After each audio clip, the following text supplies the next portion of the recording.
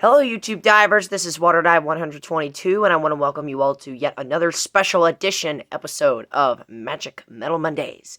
And if you remember from my Yes Albums ranking video, special edition videos are going to be rankings of some of my favorite bands who aren't metal bands. And today is going to be the second special edition episode of one of those bands. Today, we are going to be talking about one of my favorite bands of all time, and my favorite band from the United States of America. We are talking about Athens, Georgia's own R.E.M. They formed in the early 80s in Athens, Georgia, and they've put out 15 studio albums. And because there are so many studio albums, this will be yet another multi-part episode. Today we will be going down 15 through 8, and then part 2, we will be ranking numbers 7 to number 1. So without further ado, let's get started. Coming in at the bottom, at number 15, no surprise here, 2004's Around the Sun. This is definitely R.E.M's least recognized album, and a lot of R.E.M fans say that it's their worst, but I don't think it's as bad as people say it is. I mean, for one thing, Boy in the Well and Leaving California, I think. No, Leaving New York or something like that. Those two are phenomenal tracks, and I love them. I also like the song Electron Blue, The Ascent of Man. Those songs are also really good. So yes, this album does have a lot of great songs on it, but not all of them connect with me, and that's basically why I've placed this album at the bottom.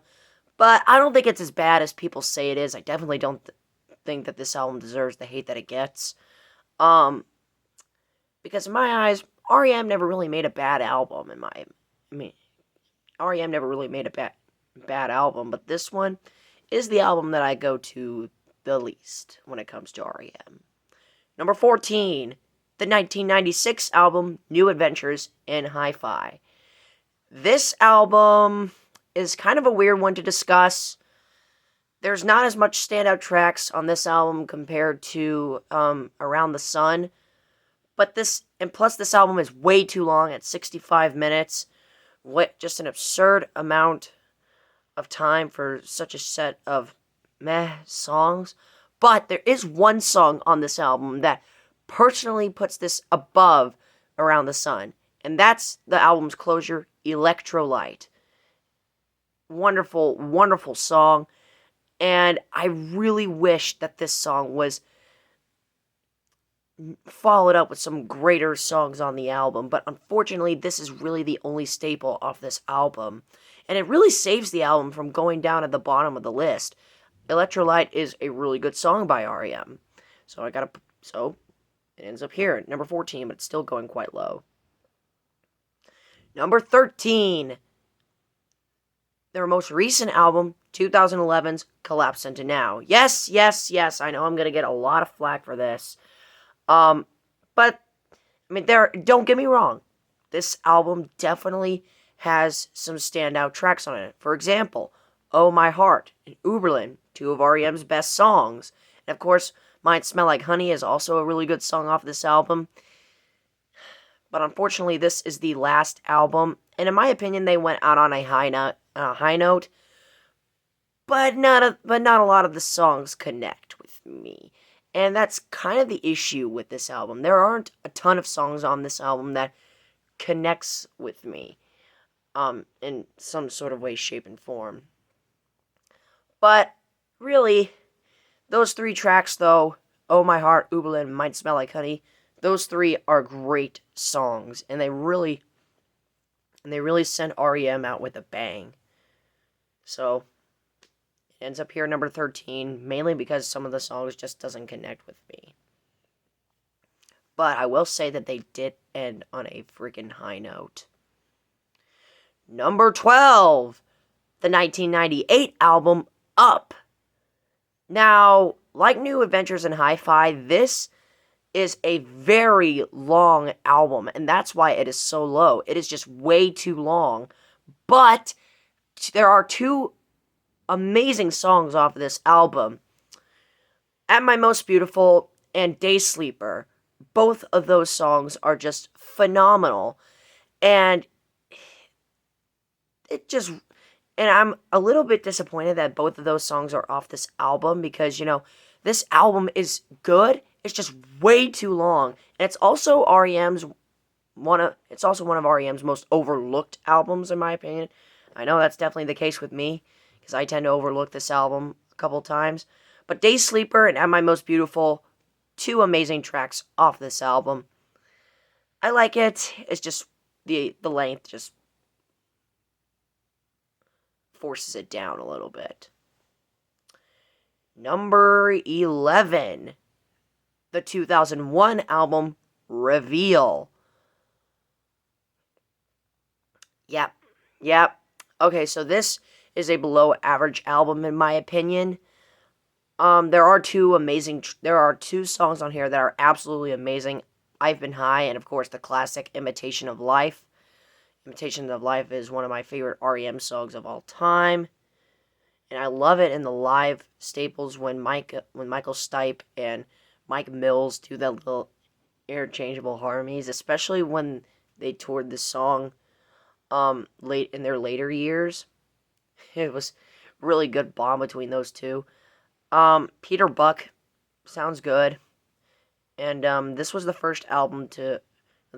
second album, I believe. I could be wrong. I'm sorry, this was the first album without the original drummer, Bill Berry.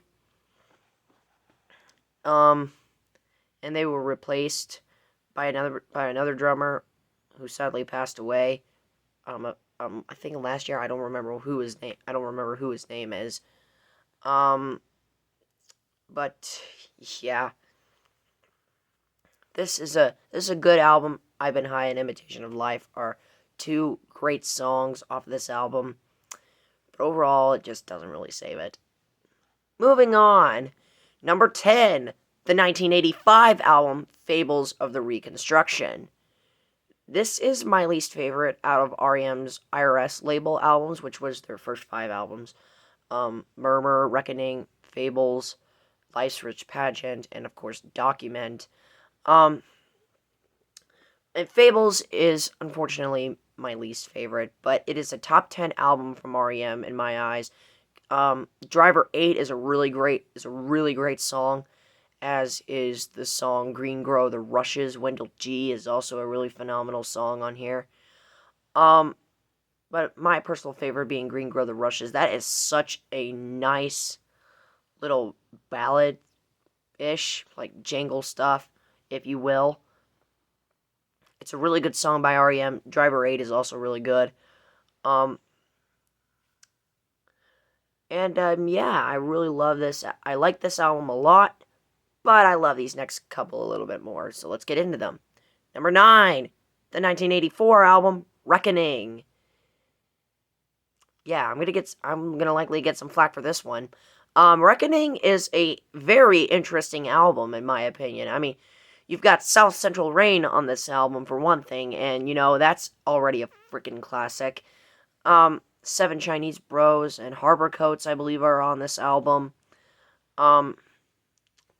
Again, two amazing tracks. But this is definitely, especially on songs like South Central Rain, this expresses R.E.M's more softer side.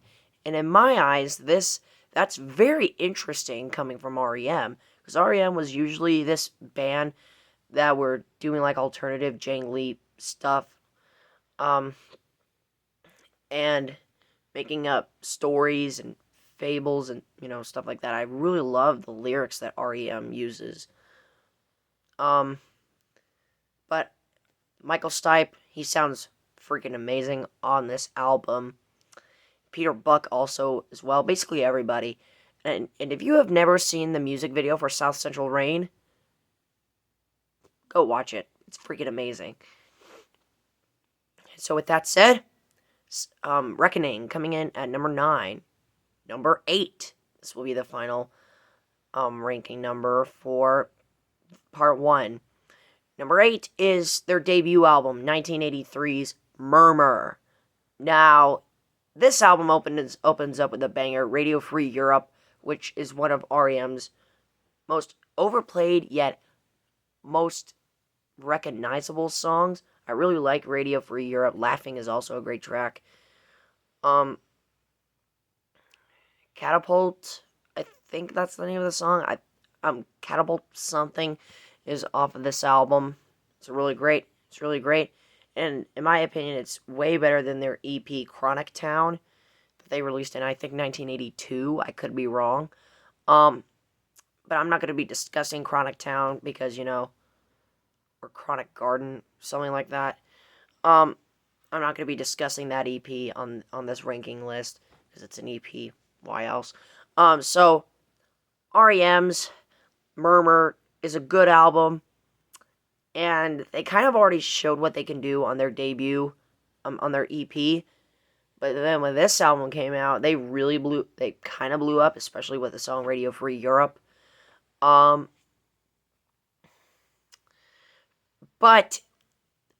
it's like I always say with debut albums, bands, it's the first album, and compared to everything else that this particular band has done, how much better they've gotten. So with that said, Murmur is a great album, without a doubt, but I wouldn't say it's one of R.E.M's best. So, for that reason, it ends up here at number 8. And that will conclude part 1 of my R.E.M album rankings. Thank you so much for watching, my fellow YouTube divers. This is WaterEye 122 signing out, ready to dive into more fun on YouTube. Thanks for watching.